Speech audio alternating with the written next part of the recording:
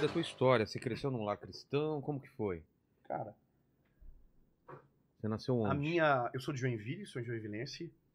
Meus pais são cristãos, mas durante um período muito assim peculiar da nossa família, toda a nossa família meio que desconectou do Senhor, sabe? É? Meu pai teve uma falência financeira. Nós pensamos que meu pai estava morto por quase 3 meses. Meu pai fugiu de casa. Como assim? É mesmo? Tentaram assassinar ele. É uma parada bem Nossa. pesada, assim. Você tinha quantos anos? Eu tinha 9 para 10 anos nesse período, eu acredito, se eu não me falha a memória. Então a família nossa foi destruída, foi assolada, assim. Dentro desse período, eu já tinha sido criado dentro da igreja. Qual igreja? Da Assembleia de Deus. Eu sou oriundo da Assembleia de Deus. Então, a minha infância, adolescência e juventude, depois que eu tive encontro com Jesus, uma grande parte ainda foi dentro da Assembleia de Deus, que é uma igreja que eu tenho um profundo respeito pela seriedade, pelo alcance de milhares de pessoas. Mas dentro desse período ali de adolescência, que foi esse gap de afastamento, a nossa família viveu assim uma situação muito difícil. Só que dentro disso a minha mãe teve um encontro muito real com o Senhor. Nesse período? Através de um livro chamado O Poder da Mulher que Ora, ou da Esposa que Ora. E ela começou a orar sobre a nossa casa, sobre a vida do meu pai, e isso durou 8 anos. Quando os 8 anos se passaram, Deus respondeu a oração da minha mãe e Jesus salvou meu pai primeiro. Só que nisso eu era um pré-adolescente, entrando na adolescência, e acabei indo muito longe. Eu não fiz nada de muito grave, assim, não pode ser que eu sou um ex-nada, se for olhar por essa perspectiva. Sim. Mas sabe quando você desgarra Claro. moralmente, aquilo te pesa muito mais. Quando você conhece a verdade, você se torna inexcusável dela. Você não consegue fingir que aquilo não é real. Então, eu nunca fui livre, porque aquilo me perseguia. Eu sabia o que estava errado e o que estava acontecendo comigo. Minha mãe orou muito pelo meu pai. Jesus salvou meu pai. Dia 23 de abril de 2009, Jesus me alcançou. Como que foi? Cara, eu tava já namorando com a minha esposa. Minha esposa é minha primeira namorada. Eu comecei a namorar com ela com 16 anos de idade. É mesmo? É. E eu tava com 19 anos, tava na faculdade, tinha acabado de entrar na universidade, eu e ela. E no segundo mês de universidade, no 4º mês do ano, que foi abril, eu sou formado em Direito. Direito, tá. Ela também. E nesse mês de abril, dia 23 de abril de 2009, eu acordei de um jeito estranho. Aquele dia parece que tudo à minha volta ruiu, assim, sabe? Porque o ser humano, quando ele não tem Jesus, ou quando ele finge tenta viver longe de uma verdade que ele conhece e ele sabe que é real, a gente vive mentindo pra gente mesmo, né? Então, sei bem o que é isso. Então eu estava mentindo pra mim. E aquele dia todas as mentiras caíram por terra. Mas como Foi o dia que eu tive vontade de suicídio. Foi o dia que a depressão arrebentou meu coração de verdade. Uma coisa que foi aumentando? Foi uma construção escondida. Tá. Nunca é pública. Se você olhar todo suicida, você não sabe da história dele. Normalmente todo mundo pensa que tá bem até o dia que ele vai embora. Todo mundo fala, caraca, como que eu poderia imaginar? Ele tava rindo, Porque é uma construção em segredo. Entende? Então, isso já estava dentro do meu coração. Mas nesse dia foi... Você se dava conta disso ou era uma coisa que você ia empurrando ia colocando para baixo do tapete? Eu só entendi o quão longe estava no dia 23 de abril de 2009. Que bateu essa depressão muito profunda forte. E essa vontade de tirar a vida. Eu me lembro, cara, assim, ó, a gente teve uma audiência pública na universidade. Eu me lembro exatamente da rotina daquele dia, eu me lembro a roupa que eu estava, eu lembro exatamente a roupa que eu estava no dia. E eu estava dentro da Câmara dos Vereadores, numa audiência pública, que a universidade estava participando daquela discussão pública, e eu entrava dentro do banheiro da Câmara e enchia de tufo de papel na minha boca e gritava de dor, de angústia, com vontade de morrer. E aí, naquele dia, aconteceram algumas coisas. Primeiro, eu lembrei daquilo que eu havia experimentado com Jesus durante a minha infância. Das palavras que eu havia ouvido, daquilo que havia entrado dentro do meu coração. Só que tinha um problema. Eu pensava que aquilo não teria mais chance de me alcançar. Uma das coisas... Culpa. Porque, veja, o Espírito Santo, ele produz arrependimento. E o arrependimento me aproxima de Jesus. Arrependimento não é a mesma coisa que culpa? Não. Culpa não produz arrependimento. A culpa eu posso ter hoje, amanhã eu tenho de volta, e eu vou administrando aquele sentimento até o momento que vira um remorso. Ah, tá. Porque o arrependimento é mudança de paradigma. Exato. É a metanoia real, é aquilo que faz você dar um replay, consertar o que foi quebrado, tentar construir aquilo que você destruiu e voltar pelo novo caminho. Isso é arrependimento genuíno. Então a culpa, ela não te aproxima de Deus, ela pelo contrário, ela te afasta de Deus. Ela te afasta de Deus? Quando Adão pecou, ele não procurou Deus para se arrepender.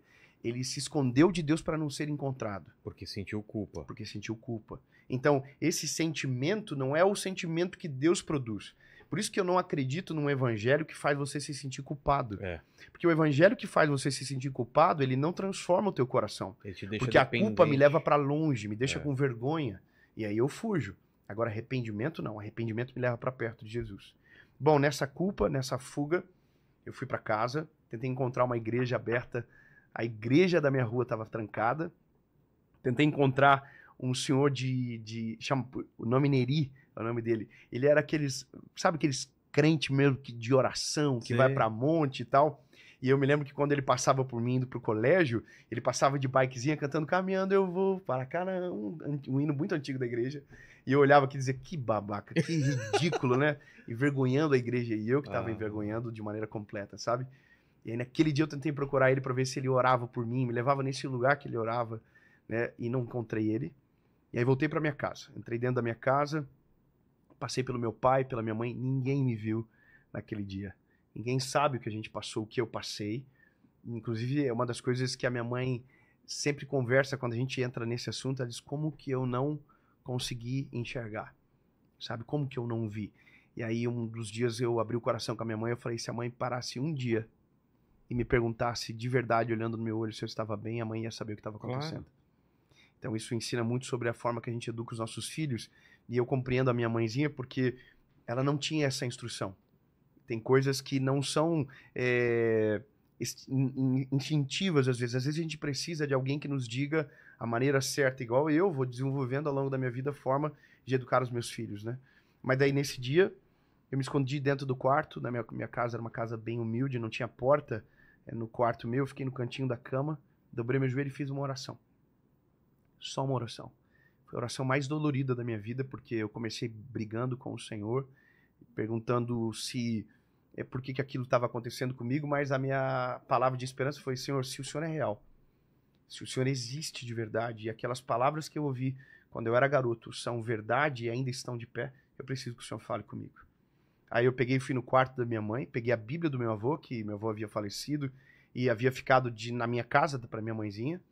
Entrei no meu quarto, peguei a Bíblia, fechei e falei, Jesus, é só dessa forma que eu vou conseguir agora. Aí eu abri a Bíblia e abri Salmo 116. Amo ao Senhor, porque Ele ouviu a minha voz e a minha súplica, porque inclinou para mim os seus ouvidos, por quanto invocá-lo-ei enquanto viver. Cordéis da morte me cercaram, angústias se apoderaram de mim. Encontrei angústia e tristeza e disse, ó Senhor, livra minha alma. Misericordioso é o Senhor, justo Ele é, Ele salva. Eu comecei a chorar, obviamente estava chorando muito. Falei, Senhor, de novo, Senhor, eu preciso que o Senhor fale comigo. Isso, veja, é uma experiência, né? Não é uma doutrina que você pode dizer que se repete, mas foi o que aconteceu comigo. Aí eu abri Isaías 60. Levanta-te e resplandece, porque já vem a tua luz e a glória do Senhor vai nascendo sobre ti. Então ali a minha vida mudou de maneira radical. Eu dormi de um jeito e naquele dia, no dia que amanheceu, eu comecei a ser transformado dia após dia.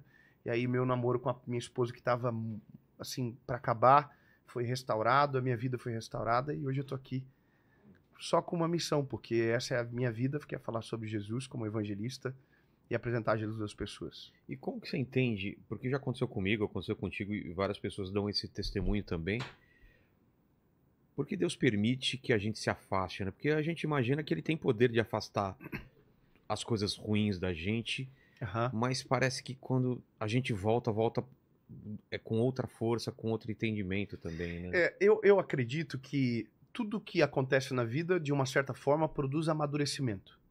E existem coisas que se você tem filhos. Tem.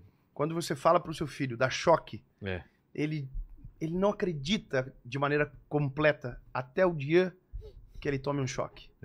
Então, Deus com a gente sabe exatamente o que precisa ser feito. Vilela, o ser humano, ele sabe exatamente o que precisa.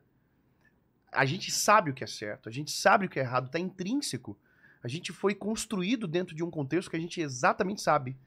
Só que a gente sempre conta histórias diferentes para que seja a nossa vida mais fácil, em alguns momentos.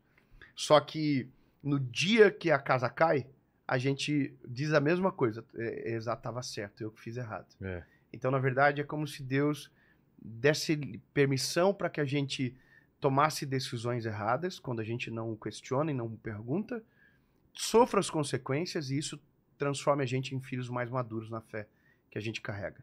Então, as decisões que eu tomava antes, hoje, já são diferentes. Por quê? Porque além da verdade que está por trás, que é a palavra, existem as minhas experiências que criaram cicatrizes ao longo do caminho. Entende?